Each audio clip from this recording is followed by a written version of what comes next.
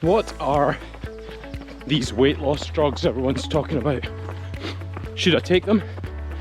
What are the benefits and what are the downsides? Well, on today's run, because I can only film when I'm running, I'm going to go through a few pros and cons of some of those drugs like Ozempic, Mounjaro, things like that. So stay tuned.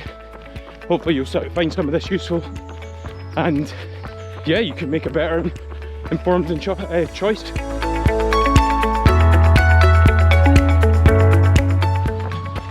Morning everyone, Dr. Doodle Dad here for another run, and as I said in the intro, we're talking about weight loss drugs.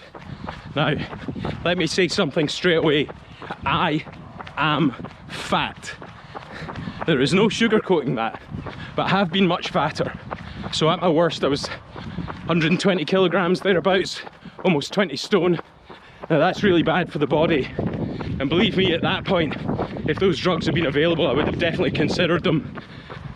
But today I've managed to lose a fair bit of that just through exercise and healthy eating, and primarily I would say you should do the same. But there's a lot of people out there, a lot of patients that speak to me and say, I've tried everything, nothing works. And I know that that is how they feel, but it's probably not specifically true, because I can imagine that if I was on a desert island for 6 months, or, you know, God forbid I was in a prisoner of war camp or something, I would not be fat anymore. I'd be skinny, and I'd be as skinny as everyone else, because there's not enough food to maintain my body weight. So just let that thought settle for a minute before you tell someone, especially someone like me. Geez, you can't kid the kidder. You come in and tell me I can't lose weight. That's not true. And the reason I know it's not true is because if you took those drugs and you lost weight, well, you can lose weight. So let's talk a bit about them, what they do. I'm not going to be too sciencey about it today. There's plenty of videos. I'll maybe find one and stick it here about how those drugs work. But generally speaking,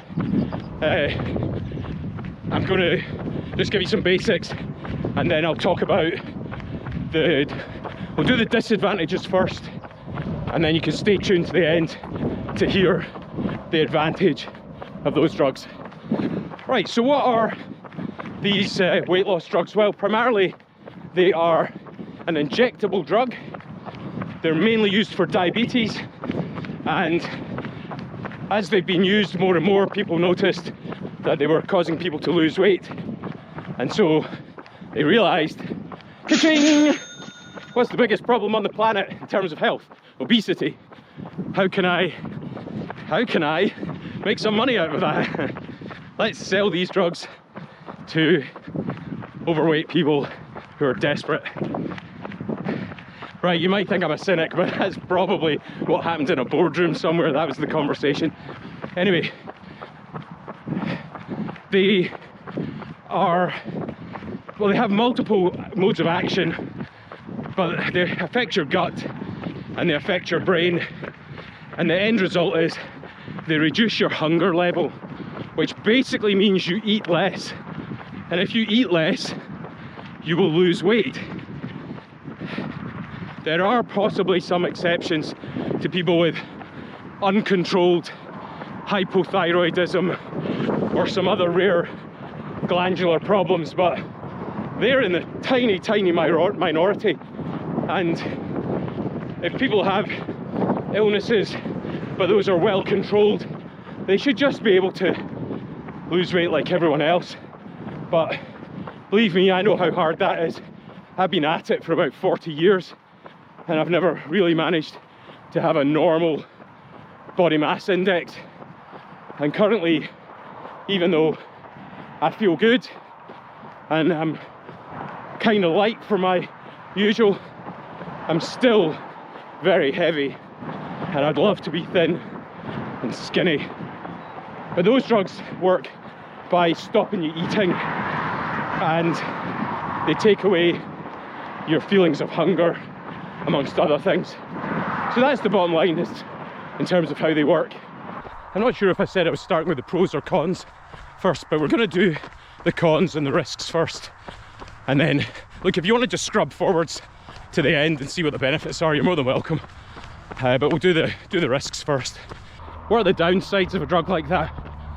Well, as with any drug, probably top of the list of downsides is the side effects. And I know certainly there's lots of reports of nausea, vomiting, diarrhea, gut upset, all that stuff. But there are a few folk who have had very, very serious side effects.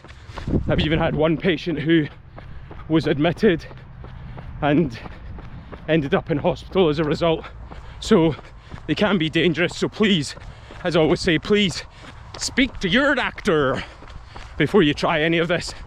Now, with these private companies, you speak to a doctor and then they write a little letter to your GP to say, your patient's starting this drug, please let us know if there's any risks. Now, we don't have time to look through all those letters, and they sometimes just get filed or stored, and maybe if we'd been doing the consultation we might have advised against it. So side effects, probably the number one risk, or number one con.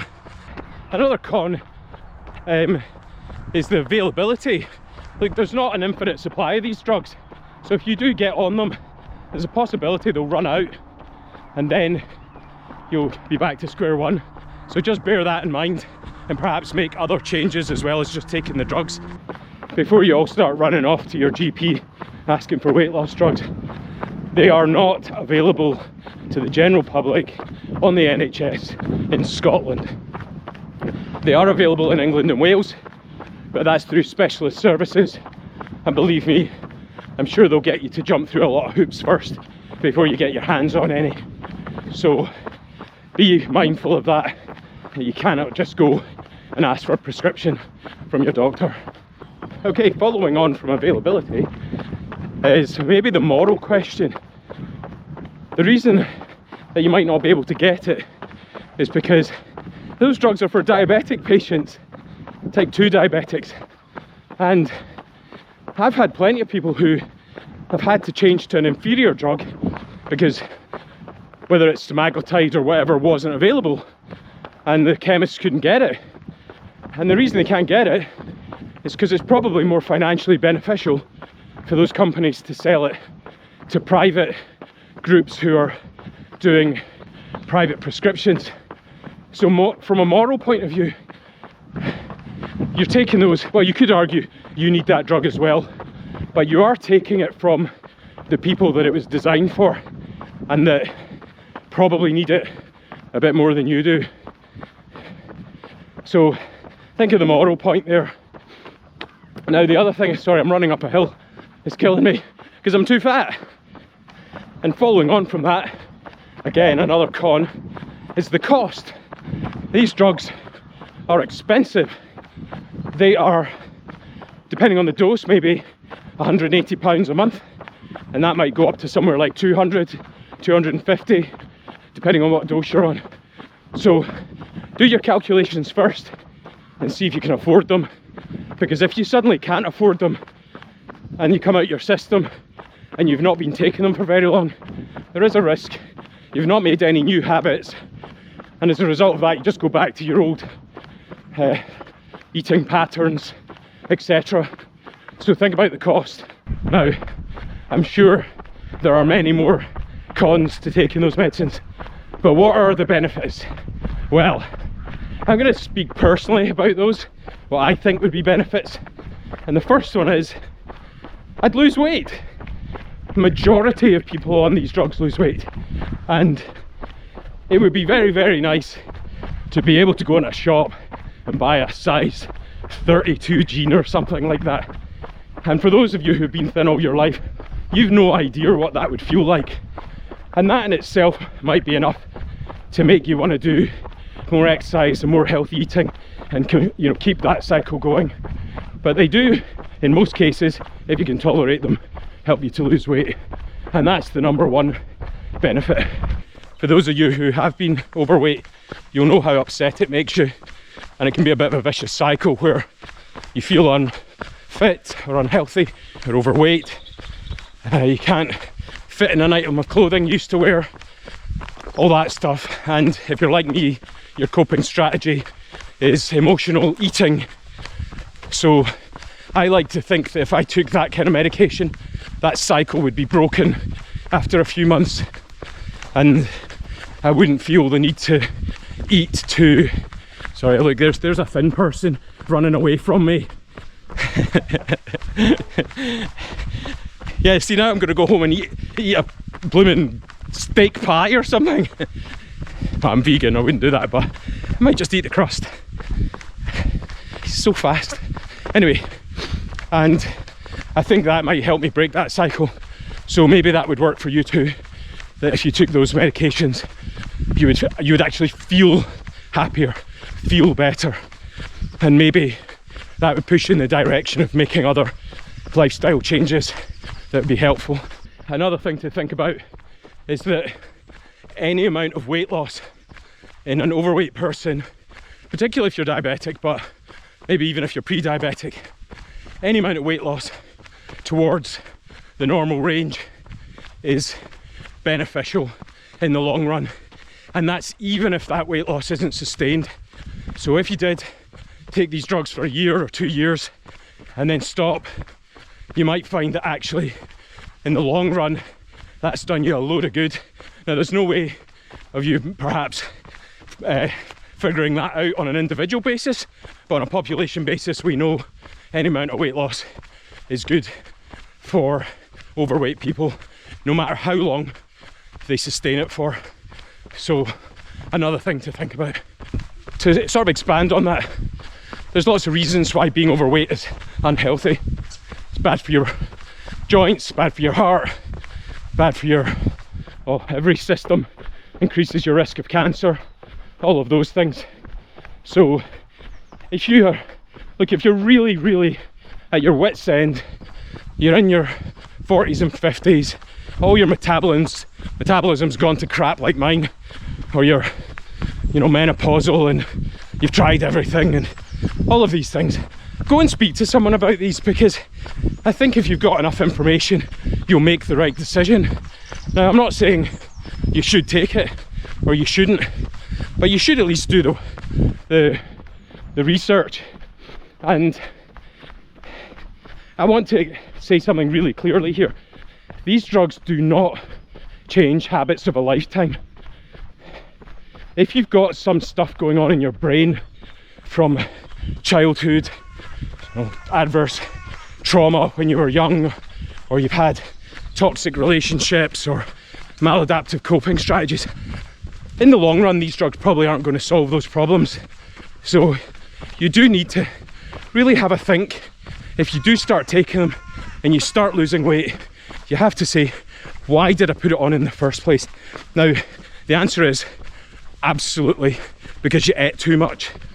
That is the answer. You ate more than what your particular body needed. But that doesn't mean... Sorry, I'm on the death trap path again. Look at this. My gammy knee can't handle this mud. Oh dear. Right, I'll sign off and start again in a few minutes. So where was I? Yeah, I was saying that if you've developed strategies to cope with rough things in your life, those strategies need change. You need to start looking at not just how much you're eating, but what's the quality of the food. Because comfort food is always, or usually, it's bad for us. It's usually high fat, high salt, high sugar. You get rid of that stuff. You need to do more exercise, because while taking drugs like Ozempic or Mounjaro might reduce your cardiovascular risk, why stop there? Get your heart pumping, get your lungs breathing, get out in the early morning sunshine and get all that good stuff going on, because I guarantee that will be way better for you than any medicine on its own. So do those things and they will help you maintain your weight loss for longer. Because if you run out of money, or you run out of the medicine, or you have side effects and you have to come off it, what are you going to do then? Try another one? Don't do that. Maybe just try leading a healthier life. So I think that's probably it. I didn't have a script for today, I just did it off the cuff, and it was my own personal thoughts. I'm sure there's people out there that will say lots of other things about them, and if you've got any pros and cons or personal experience, please leave a comment below so that the people that watch this video can read through them and maybe get a fuller picture. But I hope that was helpful, and I'll see you in the next video. Nice.